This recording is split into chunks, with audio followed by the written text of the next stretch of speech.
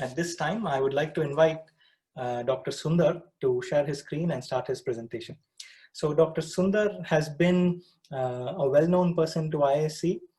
He got his PhD and master's degree from the Moscow University at Kiev. He was with the National Aerospace Laboratories for about 15 years. And then he has been with Bangalore, with BIS for a very long time. So I request him to share his experience, and Professor Sundar, the stage is yours.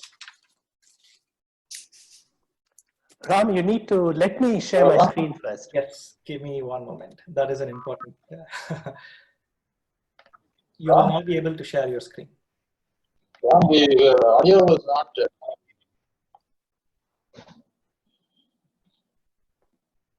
Yeah, are you able to see my screen now?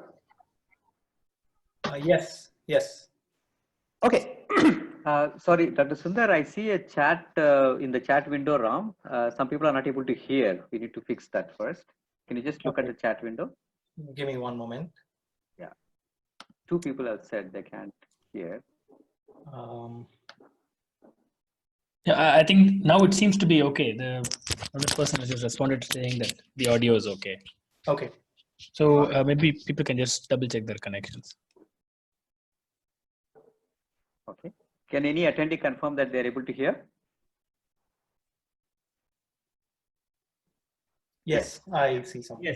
Yes, I'm able to hear. Yeah, Dr. Sundar, please start. Yeah, thank you very much. And of course, I'm extremely privileged to have this opportunity to prepare and present what I was expected to by the Department of Mechanical Engineering. So I thought the first thing I should do is really put something on the screen that Professor Sima might remember. I think we are more or less contemporaries, and what you see on the screen is a plane that used to fly quite a bit when we were students. And as a student, I have flown a similar plane, not the same one. This is a DC-8 that you see. I've flown the 707s. They all belong to the same family. And I'm going to talk today about a subject which has completely changed the way these planes are designed. This is about metal fatigue, but it's in a slightly different way from the way we are taught in college, and probably the way we are taught is to remember the SN curve. And the subject itself was born about 150 years ago, and probably even more than that. And a lot of credit goes to a gentleman called Wöhler, who basically found out everything that we needed to know to do a fatigue design. And it's amazing how he was able to do that, considering that he wasn't a scientist, he wasn't a professor in some institute. He was the superintendent of a railway depot in Prussia. And he got all these things, figured out, the inevitability of fatigue and the SN curve, the fatigue limit, all that. And he went on to actually solve a huge problem in strength of materials and design, which was that he said, you can't design for ultimate stress and you can't design for yield stress. You probably knew that all along, and you put a safety factor on it. You actually have to design for a fatigue limit, that is a cyclic stress level above which your safety critical part is likely to fail. And imagine back, at that time, 1.5 centuries ago, he was able to calculate how many miles a wagon can travel before its axle needs to be replaced. So it's something amazing. And when you look at achievements of Wöhler, you really wonder what you've achieved in a lifetime. It's fantastic, really. And as developments moved ahead in the field of metal fatigue,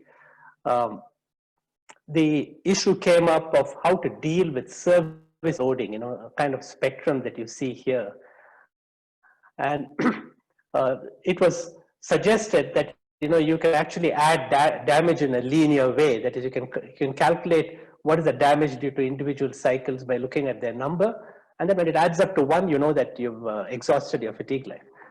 But from the day 1 that Palmgren and then Miner suggested this law, it was discredited quite quickly in very good experiments by Gassner, a German scientist in the automotive industry, I think, who contributed so much to the automotive industry by showing that if you do testing under these conditions, you're not going to get the same result as you would expect by using an SN curve to design your component. But they didn't have a good reason. We didn't have a good understanding of why that was the case. Why load history basically was spoiling the party. Until the 60s, the late 60s, Wetzel came up with his representation of the stress strain curve under cyclic conditions. And then the digital computers came along, and that was when the foundation was laid for what you can call as industrial fatigue design software.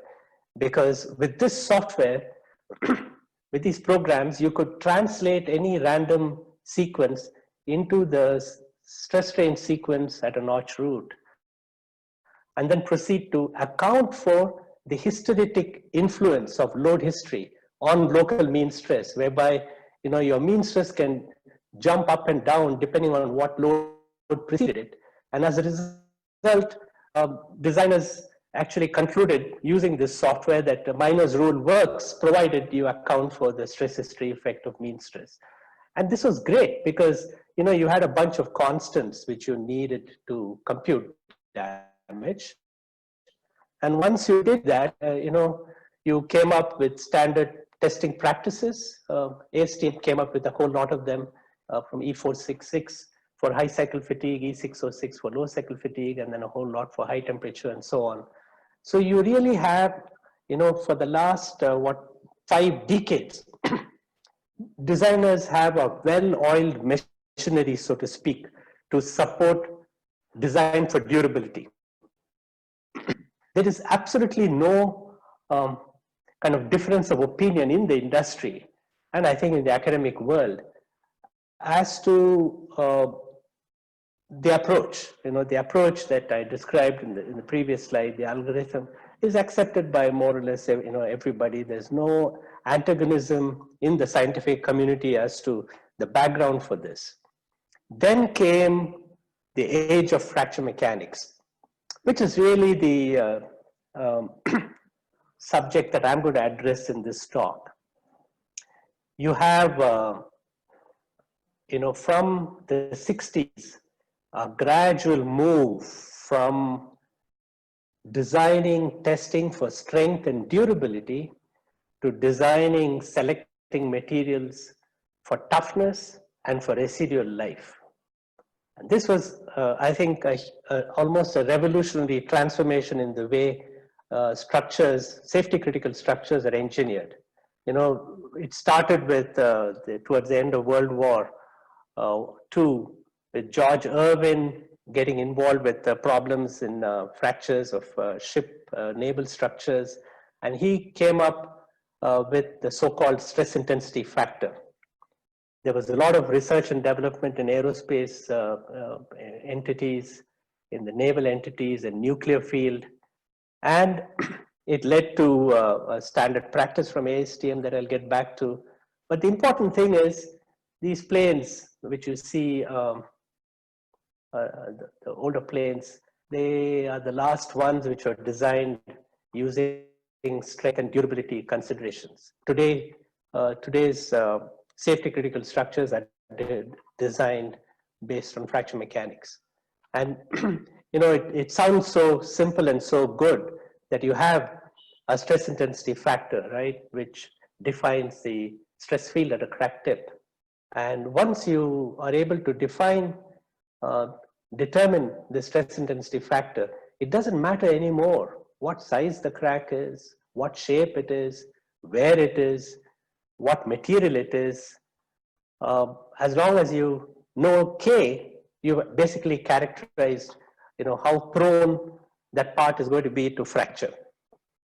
So an entirely new business model came about, and that business model is built around the idea that, I can test a standard laboratory coupon with a crack in it. Now, this coupon doesn't have anything in common with what I'm going to design, but it doesn't matter because I can determine its toughness using static tests like this.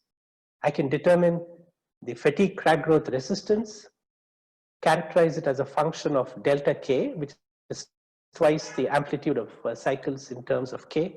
And using this curve, I can compute what will be the residual life of a component with a crack in it, which has become detectable.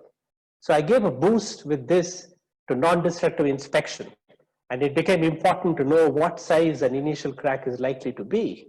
And then using fracture toughness, I can determine the final crack size. As a consequence, I can determine what should be the periodicity of inspections. Now, this was a totally different approach to design and to operation of safety critical structures, because it turned out I don't have to care about durability anymore. All I have to know is how often to inspect that structure. So I can keep using it for as long as it can operate, as long as I can catch that crack before it becomes critical. And naturally, professional societies like ASTM came up with standard practices. The first one was E647, the ASTM standard for measurement of fatigue crack growth rates related to fatigue. And of course, before that, the fracture toughness standards came up. And you can see the impact it has had. We essentially leapt from what was born out of the Industrial Revolution of the 19th century into a 20th century concept of detectable crack size and critical size. So here I had to think about writing off something. I had to think about replacing something. Here I only have to think about when to inspect it next. This made a huge impact on the industry. Take an example, a 747.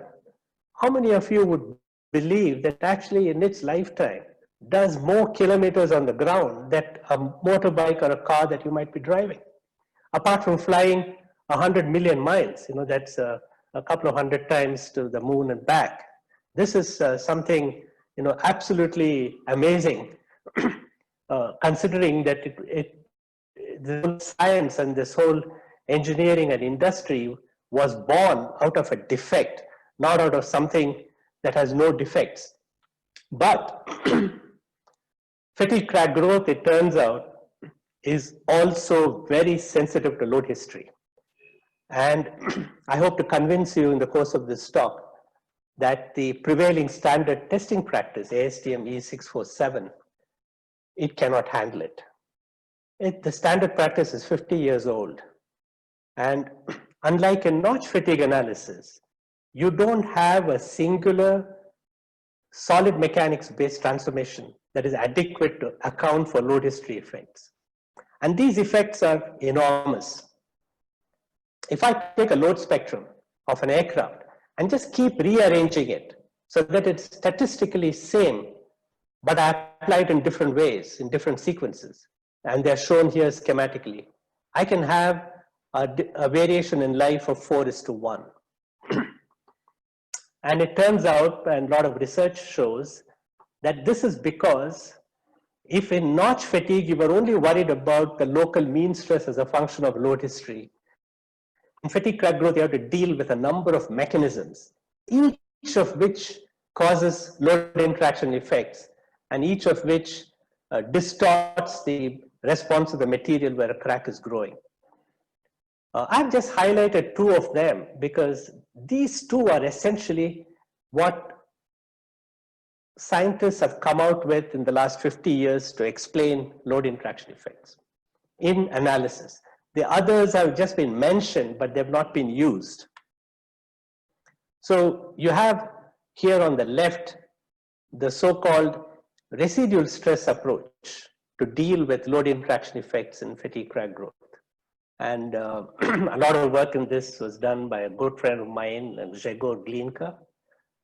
Basically, these are people who moved from notch fatigue into fracture mechanics. So they take the same concept of a local mean stress show how it depends on load history and correct fatigue damage for it. So they're basically using the fatigue limit as a function of mean stress, that effect, which was discovered by Wohler and Boschinger about 150 years ago. They continue to use that, and they claim that they get very good results. In fact, their software is sold as part of industrial packages. On the other hand, you have something more modern by another good friend of mine, Jim Newman, which is based on crack closure. So this is based on things happening in front of the crack tip, and this is based on the discovery that a fatigue crack can actually close in tension because the crack tip is growing through a plastic zone that was stretched, therefore the crack will close. And Jim believes, and so do I, and a whole lot of other people, very strongly, that because the crack is closed, my crack tip opening displacement will not change until I hit a certain load. And this is from his so-called fast strand model, which is also in industrial use. So you can see that the crack tip is, shielded for a part of the load cycle. It doesn't open, and then it opens, and so according to the crack closure model, only a part of the load cycle contributes to fatigue crack growth. Now you can see on the left one approach, on the right a totally different approach. They are in fact diametrically on the opposite side of a crack tip, both literally and figuratively speaking, and they both claim to give very good results. And they built a brick wall between them so that they usually don't even talk to each other, though we are good friends. But whenever there is a discussion, the residual stress community will say, there might be crack closure, but we seem to be doing very well without it. And crack closure community says, this is absurd talking about residual stress. How can a crack grow unless it's open? And we know how to compute that. But the fact is that both have to rely on some magic fudge factors that we all use to get the right result. But I'm sure you will agree that there probably is room for both of them. And the challenge isn't isolating one from the other. That's a challenge that I decided to take upon myself about almost 20 years ago. And I put this question before myself: is it possible at all to somehow study only the residual stress effect and also somehow study only the crack closure effect as a load interaction mechanism? Because if you're able to do that, then you can model it. And if you can model it, you know that you've got a multi-mechanism model, which is definitely likely to rely less on these fudge factors. But in doing this kind of work, and now I'm going to take this little commercial break, I was tremendously helped by the fact that I work in a company which builds testing machines. And I would say that our team really walks the talk. We take on projects, and we've taken so many of them from the Institute as well. So I believe that, when we walk the talk, the Indian Institute of Science is holding our hands. And I'm really proud to say that 20 of our systems are in different labs in the Institute. What I'm really proud about is that we have probably the most flexible control systems in the world market. We have an open access call library. It's very important, because I believe this is what allows researchers to imagine their own tests and be able to program them. You can't do that when you buy, the conventional, the brand names, including one on the screen. And what I've begun to really appreciate in recent times, the last couple of months, is the test by wire concept. It was my idea, being an aero engineer, because we have the fly-by-wire for aircraft. Absolutely all our test machine functions are programmable, even the illumination in the room. So as a consequence, you can be wherever you are and actually manage a test. It doesn't matter whether you're managing it as a manager or whether you're doing it as an operator, or as a guy like me who was not able to go to our lab for the last 5 months, but I'm able to see how my tests are progressing. I can even change test parameters. And I'm actually going to report some of the results that I got in this period, in this talk. So that is possible because of the machine being put into the internet through two means. One is the VPN, and now we are getting into the cloud mode. This has really helped me imagine, how to solve this research problem that I placed before myself without being affected by the lockdowns and the pandemic that's going on. So here was the business plan that was set up. And that was to study these individual mechanisms that are there, and they are listed over here, and to use specially designed load sequences, which is possible in our test equipment. And then study the fracture surface under an electron microscope and figure out what happened. Use a friendly material for that. And then use simple solid mechanics approximations to see how each of these mechanisms can be described, so that in one integral model, you can get the right result. Let's start with the fracture surface. Now, you remember how you compute stress intensity factor. You assume that you have a straight crack front or a curved crack front. It doesn't matter, but you describe it, and then you can figure out what should be the stress intensity at the crack tip. But look at an actual fracture surface. Here you can see when I apply larger load cycles, the crack grows in every cycle, and you can see the striations.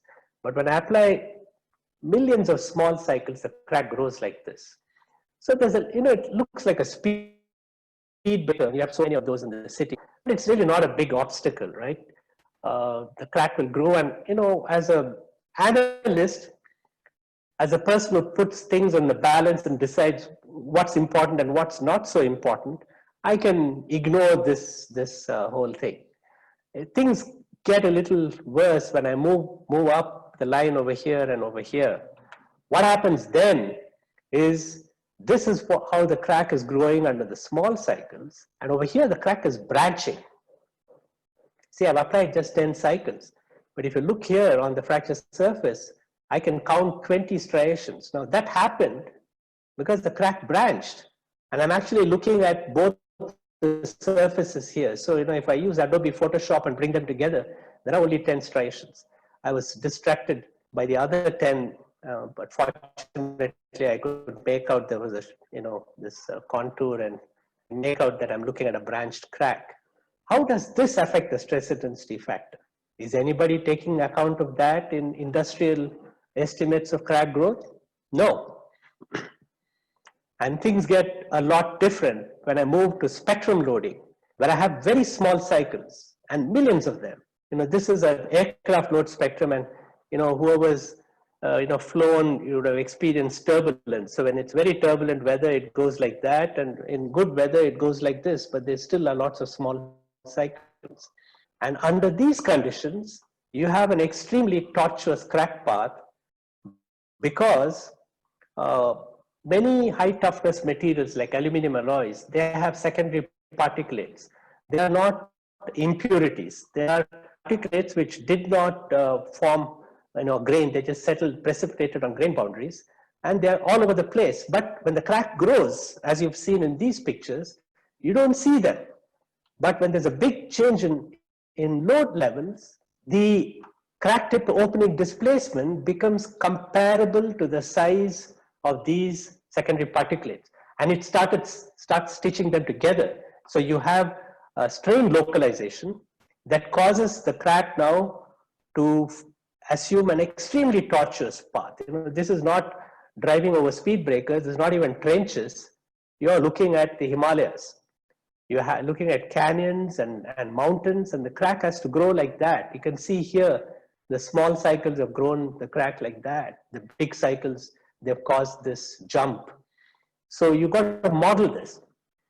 And that is something that you need to handle.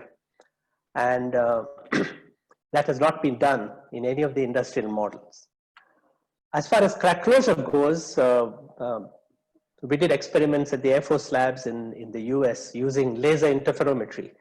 and we could confirm from laser interferometry based measurements ahead of the crack tip that the strains between these 2 points out of the crack tip, when you compensate them for the elastic components, they form loops, just like Jim Newman's computed crack tip opening displacement, the plastic component of that. They're very similar. So kudos to Jim for having figured that out. But the way we measure it over here, the values we get, and the way it changes, for reasons that I'm not going to get into right now, they don't seem to be exactly the way Jim gets them. And I suspect it's because without getting them to do the way he's doing it, he may not get the right results in predicting crack growth. But we know exactly what's happening over there because we've been able to isolate the mechanism. So we went to the next step and planned experiments where we know the crack is open beyond this point. So the crack closure effect should not be there. And then we applied cycles like this with markers in between to find out whether the crack grows equally in these 3 steps. And it turns out it does. But it does only at higher growth rates. At lower growth rates, see what happens? This is a crack that took off from a secondary particulate on the surface of the notch. And you can see there is a distinct difference in crack extension. So obviously crack closure cannot explain this. But in that test, quite by chance, during one of my visits to WritePad, when I was sitting on the microscope and just playing around with the settings, I chanced upon the pits where these secondary particulates were sitting inside the material. And I saw the same concentric circles, that indicate that the crack was growing as an interfacial crack separating these particulates from the matrix. Now the difference between this and the main crack is that these cracks are growing in high vacuum. So it's a very high vacuum test at no extra cost. And the amazing thing is there is no mean stress effect. Even though the cracks are so small and they're growing at an extremely small rate. These are probably the smallest cracks you'll ever see. Now that created a dilemma. How is it that these cracks are growing at the same rate and here at low rate, they're growing with a different rate? So the assumption was, and I think it was for me a lifetime discovery, that this was all due to the environment. And I was very fortunate to work with my colleagues, as a visitor, not as a paid, postdoc or anything like that, but just as a guy from a private company in Bangalore who was visiting professional colleagues in the US. So they helped me set up experiments in a high vacuum test system. That's Andy Lackey, the technician. And the guys who did this work with me, Noel Ashbaugh and Andy Rosenberger, was hiding there behind the frame. They used to actually call this control system that I used to take from here, because our control systems, as I told you, are the most flexible for programming. So I used to cart this controller from our company there and back. They used to call it Sunder's Wonder. That's how they pronounce my name. And it really turned out to be a wonder, because with these specially designed tests, we were able to show that in vacuum, indeed the effect, the mean stress effect, vanishes. I must also give credit to John Porter, who used to work with me on the microscope. He did a lot of magic in finding matching parts, of fracture surfaces from one side of the fracture to the other. And we've done a tremendous amount of work in the last 25, 30 years together. Anyway, this work gave birth to what I would call as a disruptive theory, but one which is backed by irrefutable empirical evidence. And that is, at very low crack growth rates, you have diffusion kinetics on the crack tip surface that comes into play because of moisture reacting with the crack tip surface. And that diffusion kinetics, as you know, even from probably high school physics, diffusion is controlled by stress. So at high mean stress, you will have a lower threshold stress intensity than at a lower stress. And this created a new challenge. Okay, now how do I translate this into a testing procedure? How do I translate this into a testing practice so that it can be useful in engineering? So that took another 7 years to work on.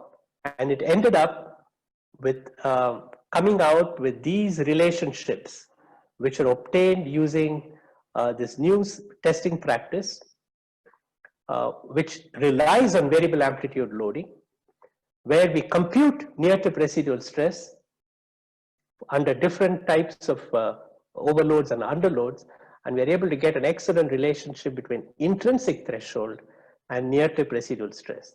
Crack closure does not play a role over here because the stress ratios are very high, typically in the region of 0.8, 0.9, and so on. And in the circles, I have deliberately shown what you will find under constant amplitude loading. So this is my observation to 95% of my professional colleagues in the field of metal fatigue and crack growth. Don't waste your time on constant amplitude fatigue because it's of absolutely no practical relevance. Most of the fun is elsewhere, and that is what affects the DADN curve in engineering practice. It is not one curve as you would imagine. It's a bandwidth. It's a dog's tail wagging this way and that, because the threshold can change by as much as a factor of 5 depending on what the near-tip residual stress is. We have checked this out on half a dozen materials, and I'm happy to tell you that we're working on a new standard testing practice to replace E647. So with the help of colleagues from the Institute, with the help of a working group at ASTM, and with the help of the Indian Structural Integrity Society, my dream is that in the next couple of years, for once, a standard testing practice from India makes its way into the international engineering community's applications so that they can look at a new tool, look at a new set of material constants to use in their practical work for the future. So this is a real business opportunity. How many young students and researchers at the Institute are willing to utilize this business opportunity? Are you looking at the possibility of developing code using these new constants that can find its way into ANSYS, Abacus, SolidWorks? Are you looking at setting up consulting in this area? Maybe we can have a database that will go into the mill handbook and other things. So this is a motivational slide just for my young colleagues who are looking at fraction mechanics as a possible arena of work. But let me show you some more examples of how we've been able to carry this work forward using variable amplitude sequences to verify and calibrate the multi-mechanism model.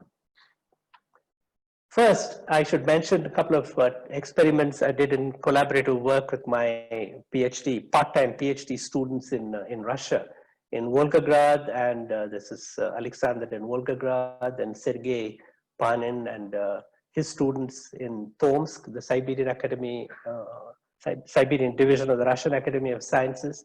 So we worked with them to come out with a technique to isolate crack tip blunting as a load interaction mechanism. And that is illustrated over here in this experiment. You can see the seemingly absurd situation where in one case I'm applying 2,500 cycles, in the other case 10,000, and they see the same crack growth, identical crack growth. That's because the crack tip was blunt till it grew just a couple of microns. We're looking at about 3 to 4 microns before the threshold set in because of partial crack closure. So we were able to design this experiment because we already have a relationship between threshold and near-tip residual stress. And to show that if I have higher tensile residual stresses at the crack tip, as will happen after an underload, we also show in the same experiment that such a thing doesn't happen in this case. See, the crack just keeps growing and growing, exactly 4 times how much it grows in 2,500 cycles. Very compelling evidence to isolate a new mechanism. But then, now that we've got all the mechanisms in our bag, we have to validate to see how good this new model is, which models 4 different load interaction mechanisms. And to do that, I designed this transport aircraft load sequence in 2 ways. They look identical. Statistically, they are 1:1. But if you look closely, they are very different because the small cycles here are on the rising half of the big cycle. Here, they're on the falling half. So here, my near tip residual stress will be lower. It might go into compression by comparison to this, which means the residual crack growth life over here will be much less than over here. Something that cannot be modeled using the crack closure concept. And here are the results. Mind you, this is 12 months of non-stop 24/7 testing on different materials under different loading conditions. The dotted lines are what the model shows, and the continuous lines are what the experiment shows. And the spectrum load levels were selected to represent realistic aircraft value numbers. So you're looking at anywhere between a couple of million cycles and up to 40 million cycles in this titanium alloy. And this corresponds to the period between inspections for airframes. So this was a very big leap forward for me in modeling crack growth, because all these 4 mechanisms are operated over here. And finally, we were also able to do a check for microscopic consistency. Fine, you got a model that works. You seem to be getting the right result, but is it correctly showing how much the crack is growing over here and over there and over there, in this case and in that case? And here's the proof. Here's the crack growing in step 0. You see these large cycles, they work as markers. So I know the crack grew from here to here in step 0. I'm sure of that because in the higher cycles, I see striations. So I am not confusing one step with the other. But in the low-high sequence, that growth in the small cycles is about 8 times more, probably 10 times more than in the high-low sequence. You can see here in step 0, the crack has hardly grown, whereas over here it's grown so much. So we were able to demonstrate the microscopic consistency through banding, through marker loads. And in application of these marker loads, I found collaborators of a very different kind. I'd like you to meet Alexei and Anna. They work in the design of this turbofan engine, the new generation turbofan engine, somewhere in the Urals, in a city called Perm.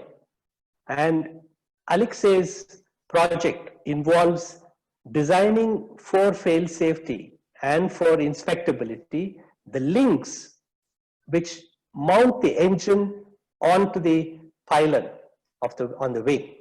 So there are 6 different links over here, and he has to show that they conform to the requirement of required inspection interval. And to show that, he has to show that he's able to model the crack growth correctly, and he has to prove it in testing.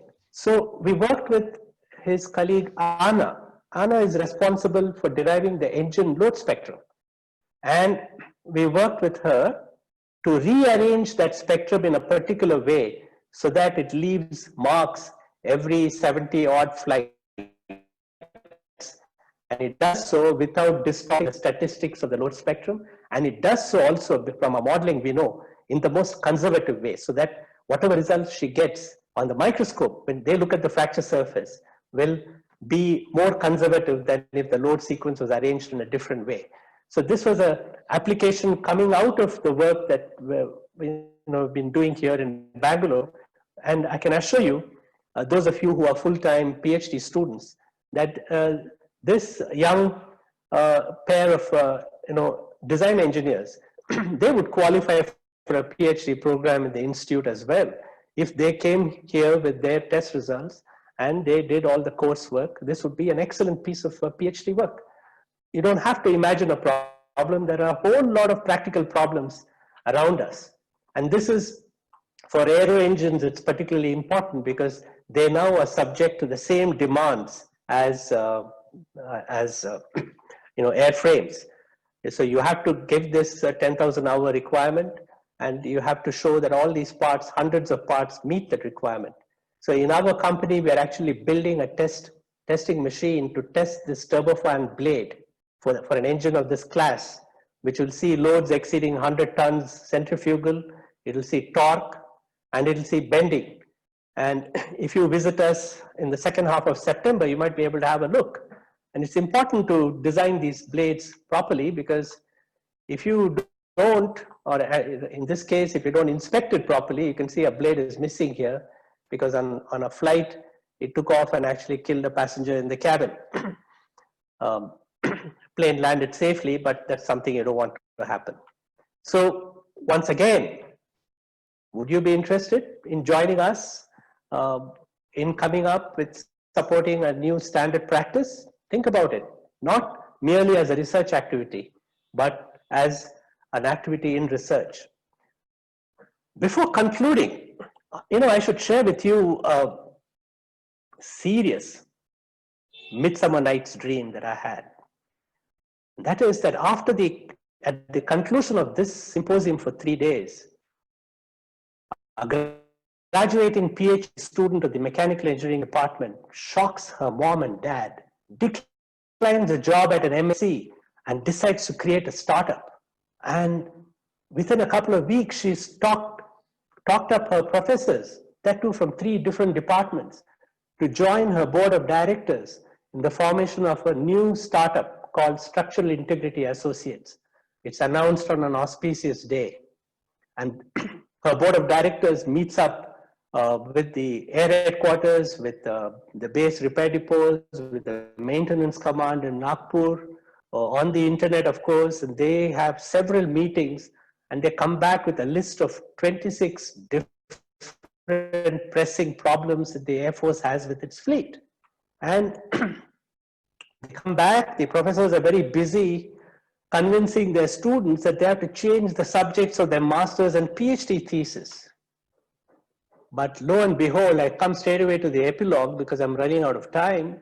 In 2025, the Indian Air Force paid this company 82 lakhs for every refurbished thrust vector assembly on the Sukhoi 30 fighter jet. Now there are 260 of them in service, and they've only done 28 so far. And they'll all become due for replacement every 2 years or for refurbishment. So obviously they're doing very well. And students are now pleading to join up with these professors because they want more problems like that. And the company hands over 3% of its profits under the CSR scheme to IASC departments, but restricted to basic sciences and humanities. And the new director of the institute is very happy for obvious reasons. The MD is now busy in negotiations with a Russian oligarch who wants to set up a JV in Russia so that they can make money on the Russian Air Force jets. Rolls-Royce, Honeywell, Pratt & Whitney are dangling carrots before the graduating students. Salaries at the company shoot up. Is anybody complaining? But look at the ground reality. This is more than anybody's dream. It's a reality. Call it stark, call it a great reality. This is the kind of infrastructure we have in our country. There are 800 civil transport aircraft. We have 1,700 military aircraft. We have such a huge railway system. None of them has a huge investment in research and development. It's a black hole of a market for structural integrity applications. So how much further should the market grow to make it attractive for all of us? This is the summary I'd like to leave on the screen. I'd prefer not to read it. I'd like to use this opportunity to convey my best wishes to Professor Sinha and wish him a great, exciting second innings. And I would very much like his sense of humor and his loud laughter to continue to reverberate in the corridors of your department. Thank you very much. Thank you very much, Dr. Sunder. I'll give the audience a minute. I am also reading the material on screen right now. To the audience members, if you have questions, please post them on the Q&A so that I can unmute you to address the question to Dr. Sunder.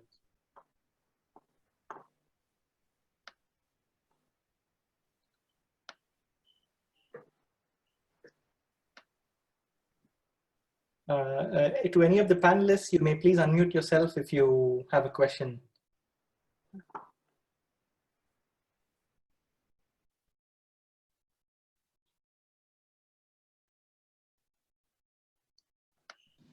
Hello, Sundar.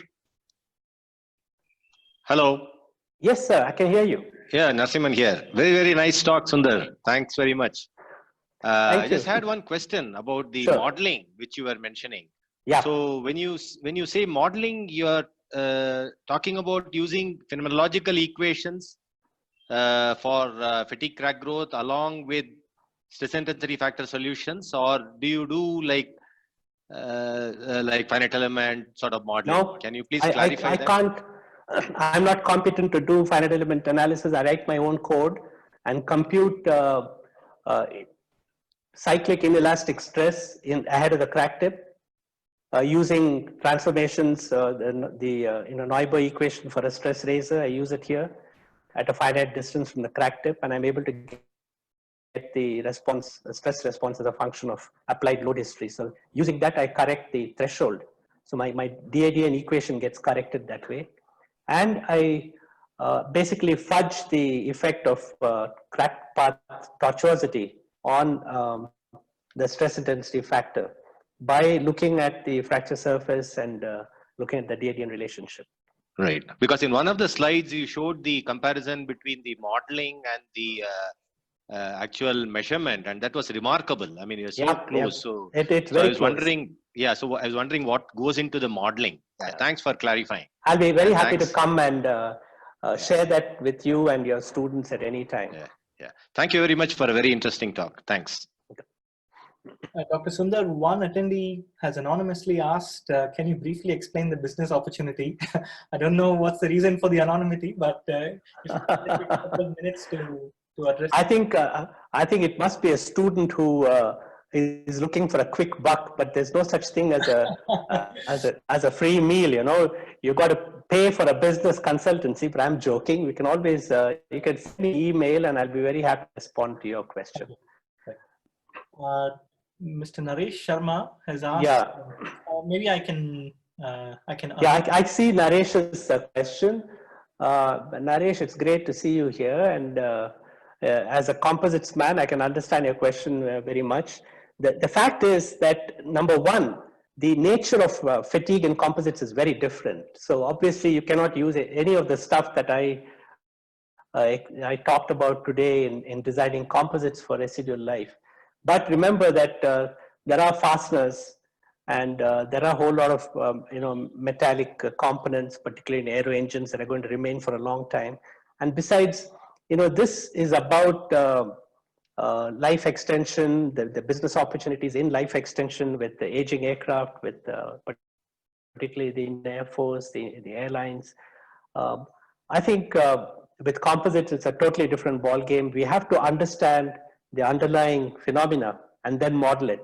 We can't. I think an important point I've made in my summary is that analytical models are only as good as the assumptions behind them. So we have to study the validity of those assumptions, and the only way to do it is through experiments. I wouldn't trust any analysis, because whatever you model, whatever you analyze is based on assumptions. Professor Pramod Kumar has asked, Pramod, let me just unmute you so that you could. Yeah, I see the question. In rotor dynamics, it's very important. The helicopter parts, the rotary parts in turbines and compressors, they all see exactly what we've seen. When they exceed critical speeds, they will see overloads. And you have to look at the interaction of those overloads with the billions of cycles at the smallest, and that's the important. Yeah, so Ram, can I please come in? Yes, please. Yeah, so this is a very nice talk, Dr. Sundar. So one quick question is that when you're operating above the critical speed, are there any softwares that predict the fatigue life of a rotor? and when it is subjected to very high speeds of rotation. So all the softwares, what you suggested, and the analysis that you presented was for non-rotating entities, right? Yeah, whether it is rotating or not rotating, you're dealing with cyclic stresses. So if it's an extremely well-balanced, item, you probably don't have much of a cyclic component. But then the duty cycle becomes a cycle by itself. I'm not, familiar with industrial software. I'm familiar with it with the limitations because of interaction with the industry. But I haven't used any of the industrial software for fatigue design. But I'm sure that whatever you ask is definitely addressed. Yeah. Okay, thank you very much. Thank you very much, Dr. Sundar. There are a few more questions. I request the participants to follow up by email with Dr. Sundar. Thank you once again on behalf of the department and the organizers. Thanks very much for your interesting talk and for leaving some questions for us to ponder. Thank you. Thank you. Thank you for your patience.